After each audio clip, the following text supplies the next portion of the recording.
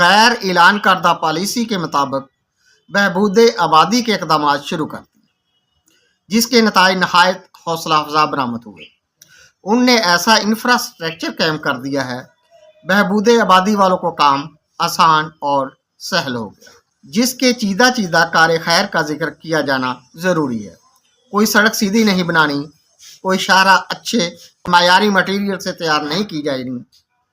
زیادہ سے زیادہ کمیشن پر مہنگی سے مہنگی سڑک تعمیر کی جائے گی،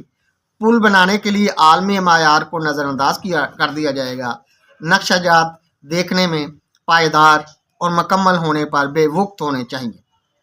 ان تمام اقدامات کے مقاصد جلیلہ حسب ذیل ہیں: زیادہ سے زیادہ حادثات رونما ہوں